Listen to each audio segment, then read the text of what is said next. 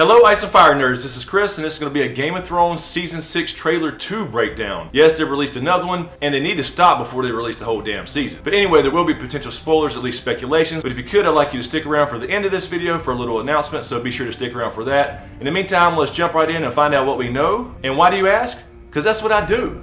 I drink and I know things.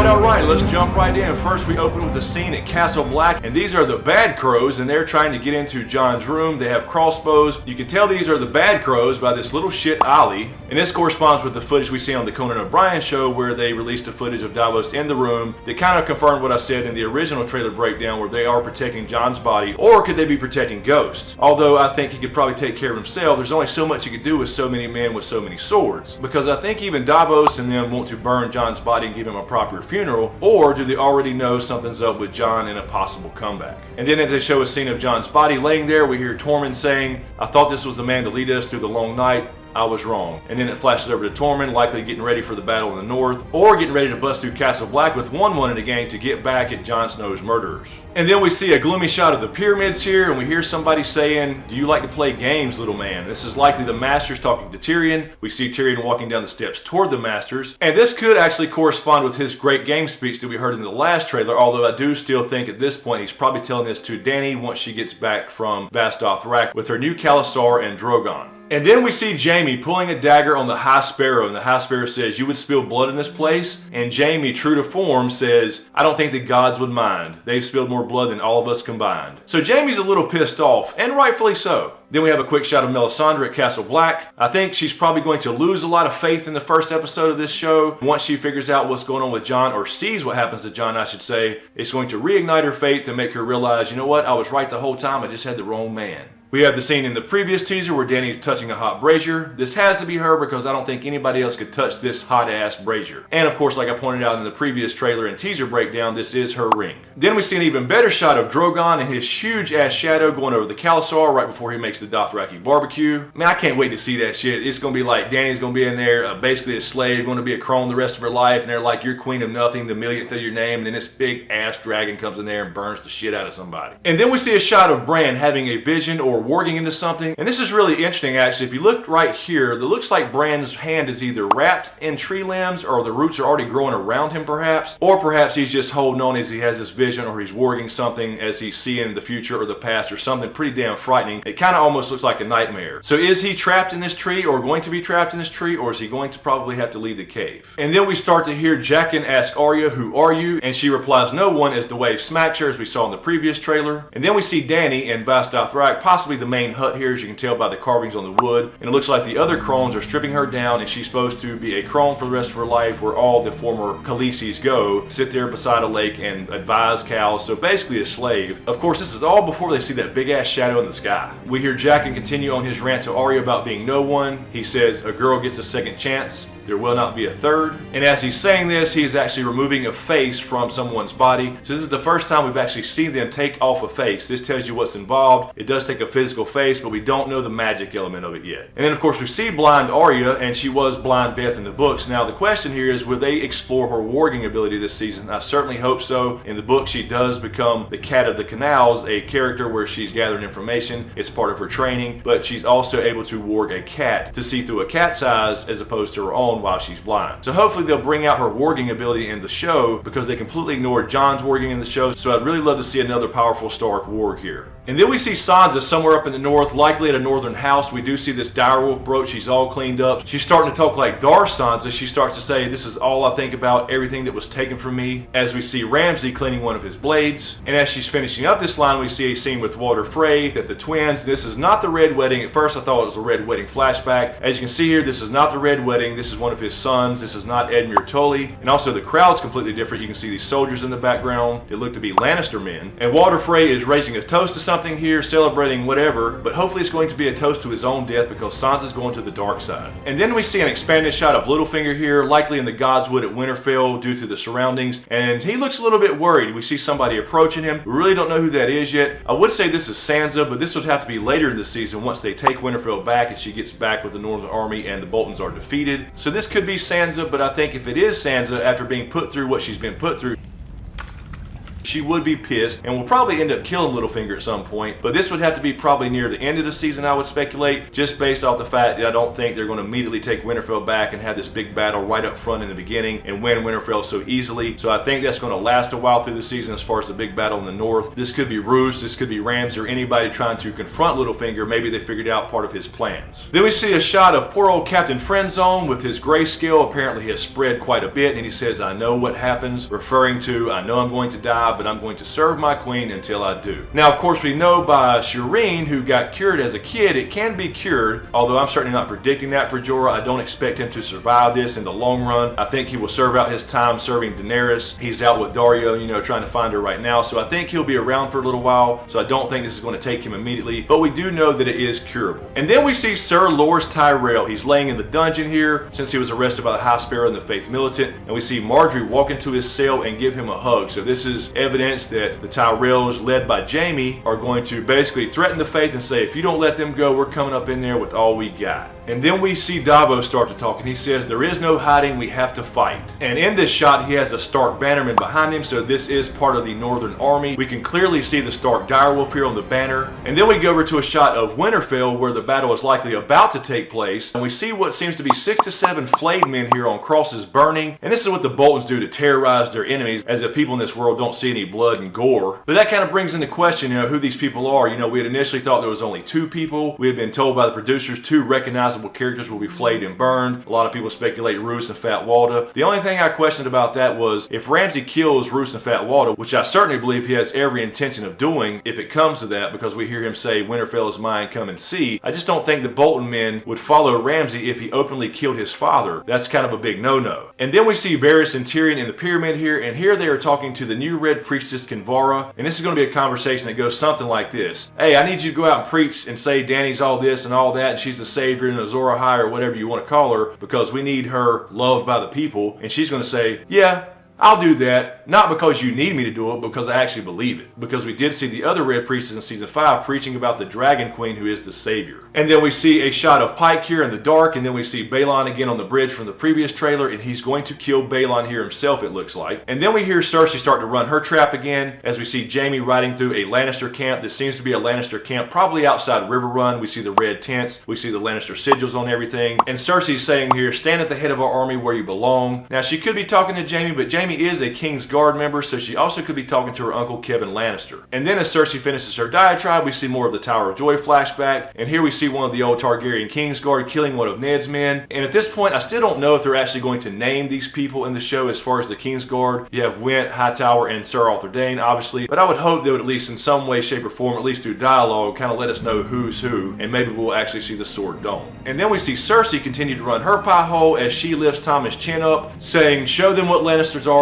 show them what we do to our enemies. And as she finishes this lineup, we see the High Sparrow praying as somebody walks in behind him. This is likely Jaime, perhaps, or maybe Kevin Lannister going down to meet the High Sparrow and say, look, here's what's coming if you don't let these people go. And then we see somebody getting stabbed here, at least their shadows. This looks to be somebody from the Kingsguard, or at least somebody in armor getting stabbed by somebody that looks to be in the Faith Militant. It looks to be just like a robe there, and somebody shoves a sword through somebody's back. And then we see who I believe to be Jaime standing beside Franken Mountain, probably going to see Cersei, and he turns and looks at him, and Jaime flinches and shits his pants. Then we have a quick shot of Yara, probably waiting for Euron to see her rise on the Iron Islands. And then we have a shot of Jaime in his Kingsguard garb, leading the Tyrell army again. As you can see here clearly, this is the Tyrell army, as I mentioned in the last teaser breakdown. And here we have the big badass Mace Tyrell with feathers in his cap. Why did they make him such a dweeb on the show? And this is where Jaime will ride up and meet the High Sparrow on his horse, as we saw in the previous teaser. And this is where they're going to threaten to burn this shit to the ground if they don't release Marjorie and Loras. And then we see a shot of 4 White Walkers here, including the Night's King, and all 4 are on their World of Warcraft undead horses. And by the way, it's no accident they're showing 4 here, like the 4 horsemen of the apocalypse. But if you take a look here at the Night's King, it looks to be a horn on his back. That's the first thing I thought, and I saw a lot of people pointing that out on social media. But if you look closer, this is actually made out of ice. We know that Sam has the horn they found in the Fist of the First Men. He's on his way to Old Town with the horn, so we don't know if that's the Horn of Winter or not. It looks to be just like an ice-made broadsword. But if this was in fact the Horn of Winter, we know what that's going to do. It's only one thing it can do. It's supposed to wake giants from the earth, which I think is a metaphor for earthquakes to bring the wall down. And then we see Davos again here, and he says, make no mistake, the dead are coming. And if you look closer here, he is at House Mormont. This is the house sigil of House Mormont on Bear Island. He is back to try again to gain their support, because if you remember in season 5, when Stannis was still at the wall before he marched on Winterfell and met his ultimate demise, Brienne, they wrote House Mormont and they replied to them saying, we follow no king in the north unless his name is Stark. Well, at this point, they probably do have a Stark again, namely Jon or Sansa. And somebody needs to go find Rickon. And this also shows that this is where Sansa is at some point, because in a previous teaser, we saw Sansa standing here with this same chandelier. So at some point, she went to Bear Island.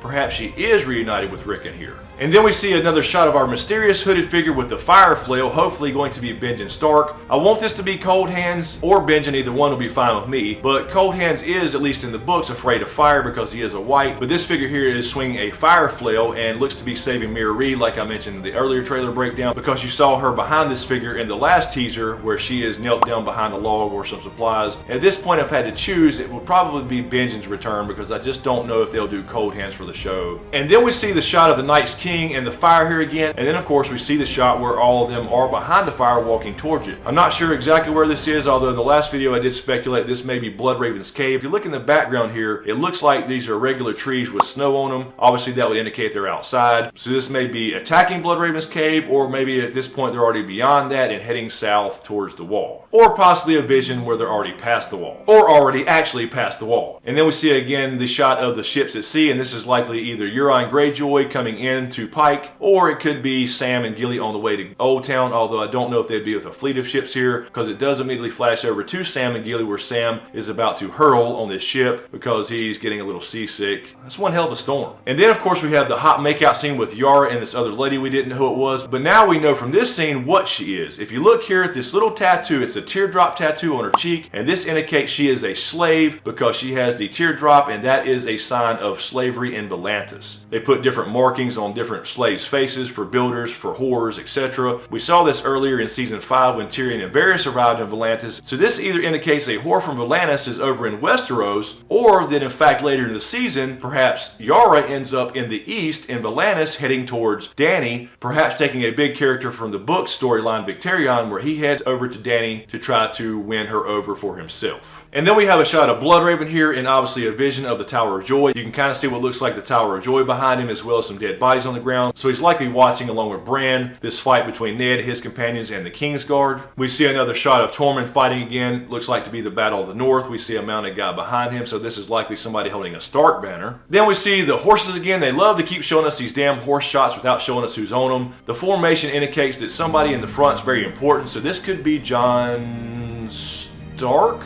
Then a quick shot of Sansa, and then we see Arya fighting the Waif, and she's learned some badass kung fu skills. I know kung fu.